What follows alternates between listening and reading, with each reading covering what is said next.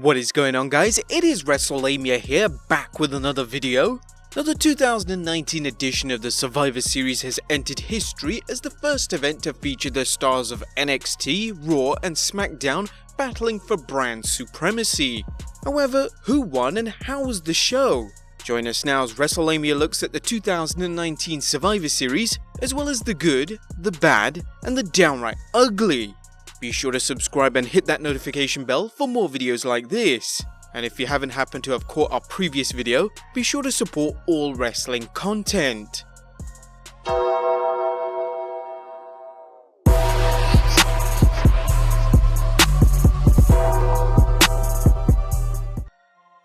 But let's waste no further time and get straight into the pre-show, as the Survivor Series pre-show kicked off with an interbrand 10-team battle royal. This one featured Raw teams, the OC, Hawkins and Ryder and the Street Profits, versus SmackDown teams The Revival, Lucha House Party, Heavy Machinery and Rude and Ziggler, versus NXT's team, Forgotten Sons, Breezango and the Imperium. Things came down to Ziggler and Rude versus the Street Profits, with Ziggler and Rude edging them out. The first point of the night was awarded to Team SmackDown. After that, we then got an interbrand triple threat match for the NXT Cruiserweight Championship, as champion Lio Rush went up against Raw's Akira Tozawa versus SmackDown's Kalisto. Rush managed to steal the win after Kalisto hits the Salida del Sol on Tozawa and Rush Frog splashed Kalisto. This gave NXT their point. Raw still lacking behind, but fear not, as the next match is the Brand Supremacy Triple Threat Tag Match between the Viking Raiders of Eric and Ivar versus the New Day of Biggie and Kofi Kingston versus NXT's The Undisputed Era of Bobby Fish and Kyle O'Reilly. The Viking Raiders' power proves to be too much for their opponents as they hit the Viking experience on the Undisputed Era to get the 1-2-3. Everyone is now equal as we now head over to the main show.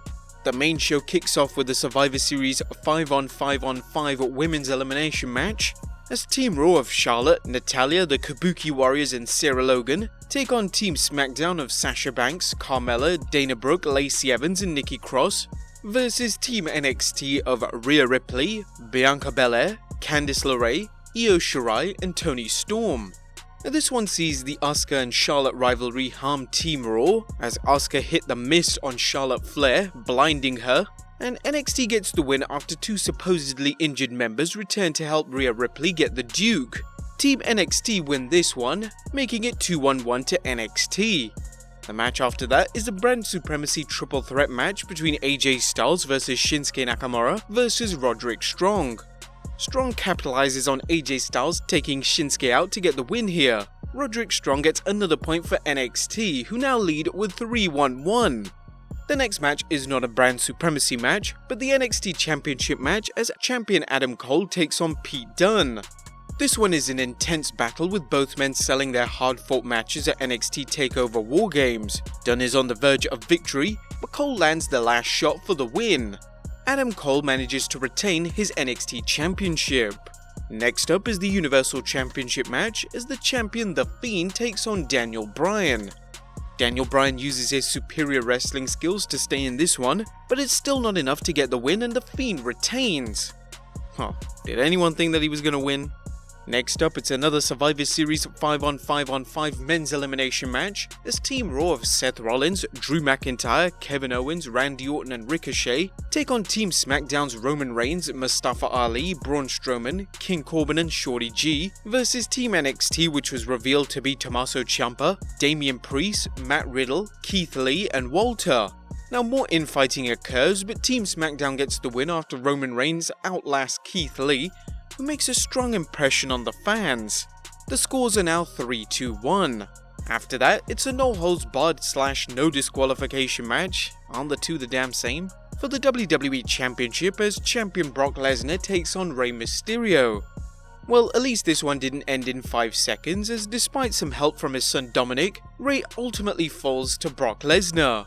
Brock Lesnar manages to retain his championship, so see you at the Rumble. And the main event was a Brand Supremacy Triple Threat match between Raw Women's Champion Becky Lynch versus SmackDown Women's Champion Bayley versus NXT Women's Champion Shayna Baszler. Again, another fantastically hard fought match, but after Becky Lynch was taken out onto the side, Baszler manages to reverse Bayley's elbow drop into a Kirifuda clutch, where Bayley managed to tap out. This made the final score of 4-1. 4 to NXT, 2 to SmackDown, and only 1 to Raw. NXT won the night. Sadly, we didn't get to see any surprise returns like CM Punk or John Morrison or Ronda Rousey, but how did the night fare? Well, let's look at the good, the bad, and the downright ugly. Let's start off with the good first, as it's an all-star night.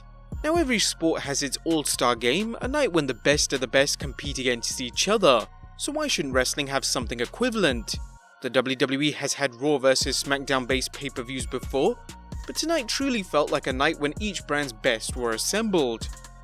Whether it were veterans like AJ Styles and Randy Orton or rising stars such as Adam Cole and Ricochet, Survivor Series featured the best of the best, and it was a chance for the fans to see what each star can do. Number 2, the stars come out. Tonight not only saw some of the WWE's greatest stars performing, it also saw the making of several stars. Whether it was Keith Lee wowing the fans with his burly brawling skills and remarkable speed and agility, or Rhea Ripley showcasing why she's quickly become a must-see competitor on NXT, the WWE used Survivor Series to build new stars in the eyes of fans who have never watched NXT. Number 3, giving hope to the hopeless. While there's always exceptions, it's safe to say the majority of fans knew Brock Lesnar and The Fiend were going to win their respective matches. However, the WWE also knew that fans don't like watching pay-per-views to see squash matches. Both Rey Mysterio and Daniel Bryan's matches created the illusion of hope for both superstars.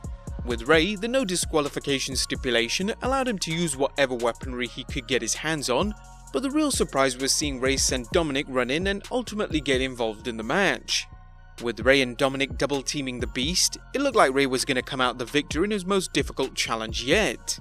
The ability to get the fans thinking they were about to see a major upset was well executed, and softened the blow of Rey's ultimate defeat.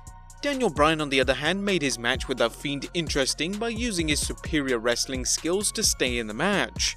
When Bryan escaped the mandible claw, he too had that glimmer of hope that likely had some fans wondering whether the leader of the Yes Movement could do the impossible. Well, the answer was a resounding no, but it's still what could have been a routine squash in an entertaining bout. Don't expect to see The Fiend losing anytime soon though, but tonight's match showed that there were ways to keep things interesting. Number 4, NXT truly mainstream. Commentator Nigel McGuinness declared during the Adam Cole vs Pete Dunne match that the NXT is mainstream now following its USA debut. Watching tonight's show, it's difficult to argue with Nigel, as the WWE did a good job introducing fans to the stars of NXT tonight, following up on the earlier work of the NXT Invasion. The NXT Invasion gave WWE fans a reason to tune into the black and yellow brand, with Raw and SmackDown fans wondering who might attack NXT stars, but not everyone has watched it. Tonight fans got a chance to see these stars in the ring and see their style of wrestling.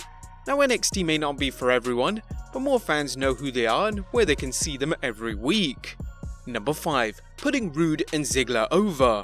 The WWE's Interbrand Tag Team Battle Royal showed just how many good tag teams are competing in the WWE, and it gave Dolph Ziggler and Robert Roode a shot in the arm following their hit-and-miss run on SmackDown following the draft.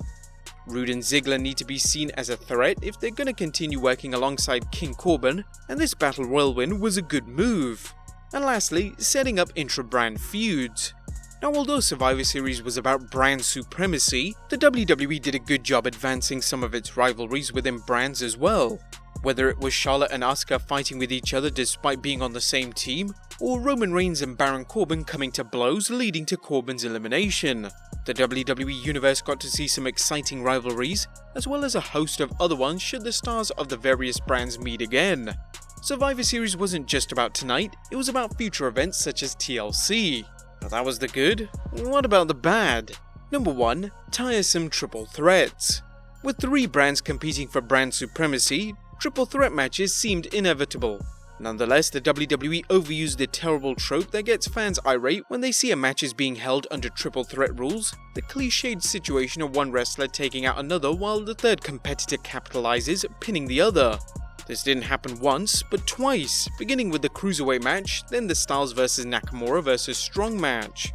Number 2. Inconsistent announcing. Tonight's show was not an all-star performance by the WWE announcers. At times, the different brands' announcers' styles didn't work well together, and the constant shift in announce crews ruined the flow of this aspect of the show. The WWE should have considered using the same announcers rather than mixing things up. Granted, it's a minor complaint, but one to consider for next year. Number 3. No case for the Cruiserweights. 205 Live's future is uncertain, and tonight's triple threat match for the NXT Cruiserweight Championship showed why it's hard to get the Cruiserweights over. While the matches are fast-paced and full of athleticism, they're also the same flip-flops and meaningless high spots that you see match after match. One Cruiserweight match is entertaining, but 60 minutes of them? While there may be a winning formula for the Cruiserweights, the WWE hasn't found it yet, and it's no wonder why 205 Live seems to be on the endangered list. And number 4, that damn red light.